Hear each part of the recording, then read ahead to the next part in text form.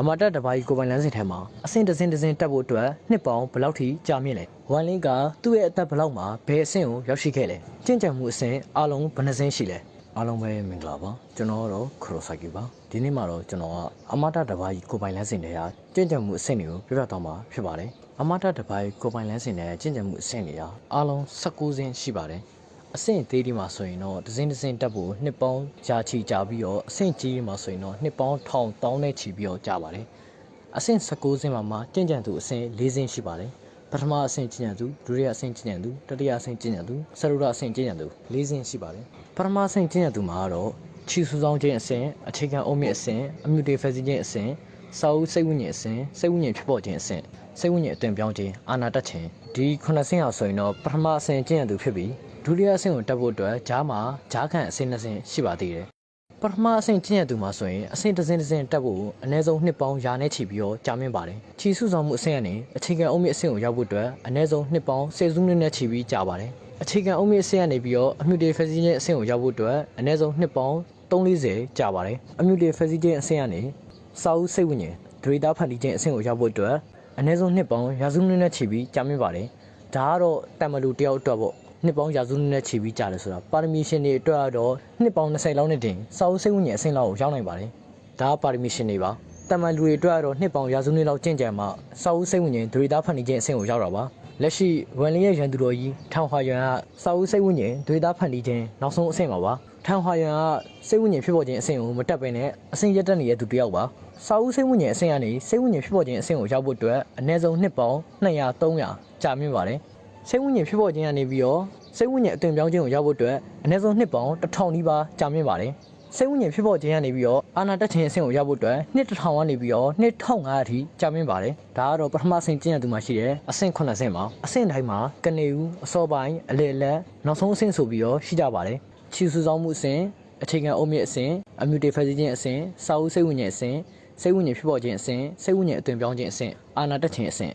ဒီ9ဆင့်ရဲ့အထက်မှာဆိုရင်တော့ဂျားခန့်အဆင့်2ဆင့်ရှိပါတယ်။ပုံရောက်ရင်အဆင့်နဲ့ခန္ဓာအထက်ထက်ရန်အဆင့်ဆိုပြီးတော့2ဆင့်ရှိပါတယ်။ဂျားခန့်အဆင့်ဆိုတာဒုတိယအဆင့်ကျင့်သူတွေကိုဝင်ရောက်ဖို့အတွက်ဂျားခန့်အဆင့်2ဆင့်ဖြစ်ပါတယ်။အာနာတချင်းအဆင့်ကနေပုံရောက်ရင်အဆင့်ကိုရောက်ဖို့အတွက်အနည်းဆုံးနှစ်ပေါင်း1000ကနေ2000ကြားကိုကြာမြင့်ပါတယ်။ပုံရောက်ရင်အဆင့်ကနေပြီးတော့ခန္ဓာအထက်ထက်ရန်အဆင့်ကိုရောက်ဖို့အတွက်အနည်းဆုံးနှစ်ပေါင်း1000ကနေ3000ထိကြာမြင့်ပါတယ်။ဂျားခန့်အဆင့်2ဆင့်ပြီးသွားရင်တော့ဒုတိယအဆင့်ကျင့်သူဒုတိယအဆင့်ကျင့်သူမှာဆိုရင်တော့အဆင့်3ဆင့်မှရှိပါတယ်။နိဗ္ဗာန်ကြုံမြင်ခြင်းအဆင့်နိဗ္ဗာန်တန်ဆင်ခြင်းအဆင့်နိဗ္ဗာန်ဖြိုခွင်းခြင်းအဆင့်ဒီ3ဆင့်ရဆိုရင်တော့ဒုတိယအဆင့်ကျင့်သူဖြစ်ပြီးပထမအဆင့်ကျင့်ရသူနဲ့ဒုတိယအဆင့်ကျင့်ရသူရဲ့ကွာခြားမှုကမိုးနဲ့မြေလောက်ကြီးမားပါတယ်ပထမအဆင့်ကျင့်ရသူအထွန်းထိပ်ဂျားကန်အဆင့်2ဆင့်မှာရှိတဲ့လူတိုင်းဟာဒုတိယအဆင့်ကျင့်ရသူတွေရဲ့မျက်လုံးထဲမှာပျော်စိတ်တသာအဆင့်ပဲရှိပါတယ်ဒုတိယအဆင့်ကျင့်ရခြင်းမှာနိဗ္ဗာန်ကြုံမြင်ခြင်းအဆင့်ကနေနိဗ္ဗာန်တန်ဆင်ခြင်းအဆင့်ကိုရောက်ဖို့အတွက်အနည်းဆုံးနှစ်ပေါင်း9000လောက်ကြာပါတယ်နိဗ္ဗာန်တန်ဆင်ခြင်းအဆင့်ကနေနိဗ္ဗာန်ဖြိုခွင်းခြင်းအဆင့်ကိုရောက်ဖို့ဆိုရင်တော့အနည်းဆုံးနှစ်ပေါင်း1000နဲ့ချီပြီးတော့ကြာပါတယ်ဒါကလည်းတမန်လူတွေအတွက်ပါပဲပါရမီရှင်တွေမဟုတ်ပါဘူးပါရမီရှင်တွေကတော့နှစ်ပေါင်း1000စုနှစ်လောက်နဲ့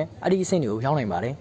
်ဒါကတော့ပါရမီရှင်တွေပါတမန်လူအများစုကတော့နှစ်ပေါင်း1000ကျင့်ကြံပြီးတော့မှနိဗ္ဗာန်တန်ဆင်ခြင်းအဆင့်နိဗ္ဗာန်ဖြိုခွင်းခြင်းအဆင့်တို့ရောက်ရှိကြတာပါနိဗ္ဗာန်ဖြိုခွင်းခြင်းအဆင့်ပြီးသွားပြီဆိုရင်ဂျားကန်အဆင့်ရှိပါသေးတယ်ကောင်းကင်ဘုံဒုက္ခအဆင့်ကောင်းကင်ဘုံဒုက္ခအဆင့်မှာဆိုရင်ပထမကောင်းကင်ဘုံဒုက္ခအဆင့်ဒုတိယကောင်းကင်ဘုံဒုက္ခအဆင့်တတိယကောင်းကင်ဘုံဒုက္ခအဆင့်စတုတ္ထကောင်းကင်ဘုံဒုက္ခအဆင့်ပစ္စမကောင်းကင်ဘုံဒုက္ခအဆင့်အဆင့်5ဆင့်ရဲ့ကွာဟမှုကလည်းတစင်းတိုင်းကမိုးနဲ့မြေလောက်ကွာခြားပါတယ်ဂျားကန်အဆင့်တစ်စင်းမှာပဲပထမအဆင့်ကောင်းကင်ဘုံဒုက္ခအဆင့်နဲ့ဒုတိယအဆင့်ကောင်းကင်ဘုံဒုက္ခအဆင့်ကလည်းမိုးနဲ့မြေလောက်ကွာခြားပါတယ်ကောင်းကင်ဘုံဒုက္ခအဆင့်ပြီးရင်တော့တတိယအဆင့်ကျင့်ရသူတွေကိုရောက်ပါပြီတတိယအဆင့်ကျင့်ရသူမှာဆိုရင်နိဗ္ဗာန်လိဟာနဲ့အဆင့်စိတ်ဝိညာဉ်လိဟာနဲ့အဆင့်စမ်းကြဲလိဟာနဲ့အဆင့်လိဟာနဲ့ဒုက္ခအဆင့်ဆိုပြီးတော့၄ဆင့်ရှိပါတယ်တတိယအဆင့်ကျင့်ရသူမှာနိဗ္ဗာန်လိဟာနဲ့အဆင့်ကနေပြီးတော့စိတ်ဝိညာဉ်လိဟာနဲ့အဆင့်ကိုရောက်ဖို့အတွက်အနည်းဆုံးနှစ်ပေါင်း1000နဲ့ချီပြီးကြာပါတယ်စိတ်ဝိညာဉ်လိဟာနဲ့အဆင့်ကနေပြီးတော့စမ်းကြဲလိဟာနဲ့အဆင့်ကိုရောက်ဖို့အတွက်လည်းနှစ်ပေါင်း1000နဲ့ချီပြီးတော့ကြာပါတယ်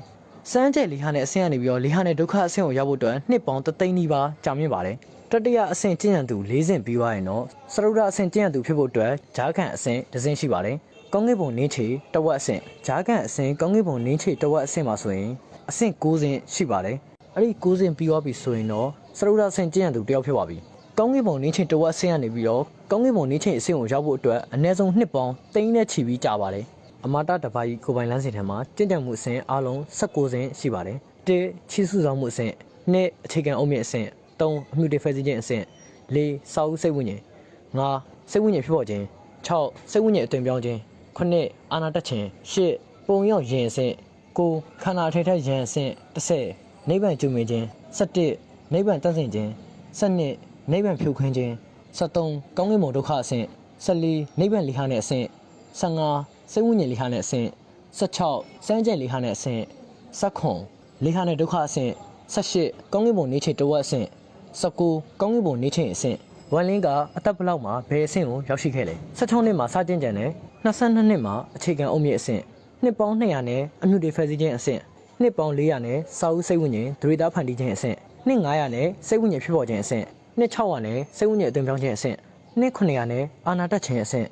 နှစ်ပေါင်း1000နဲ့ခန္ဓာအထက်ထက်ရန်အဆင့်နှစ်ပေါင်း1300နဲ့ဒုတိယအဆင့်ကျင့်ကြံသူနိဗ္ဗာန်တန်ဆင်ခြင်းအဆင့်နှစ်ပေါင်း1500နဲ့နိဗ္ဗာန်ဖြိုခွင်းခြင်းအဆင့်နှစ်2000နဲ့တတိယအဆင့်ကျင့်ကြံသူအဆင့်နှစ်3000နဲ့စရုဒအဆင့်ကျင့်ကြံသူကောင်းကင်ဘုံနေခြင်းအဆင့်တိတိကျပြောရမယ်ဆိုရင်ဝမ်လင်းရဲ့တက်တန်းဟာနှစ်ပေါင်း3000ပဲရှိပါသေးတယ်နှစ်ပေါင်း3000နဲ့ဝမ်လင်းဟာစရုဒအဆင့်ကျင့်ကြံသူအဆင့်ကိုရောက်ခဲ့တာပါကျွန်တော်ကတော့ခရိုဆာကီပါအဆုံးလေးကြည့်ရှုပေးတဲ့အတွက်အားလုံးကိုကျေးဇူးအထူးပင်တင်ရှိပါတယ်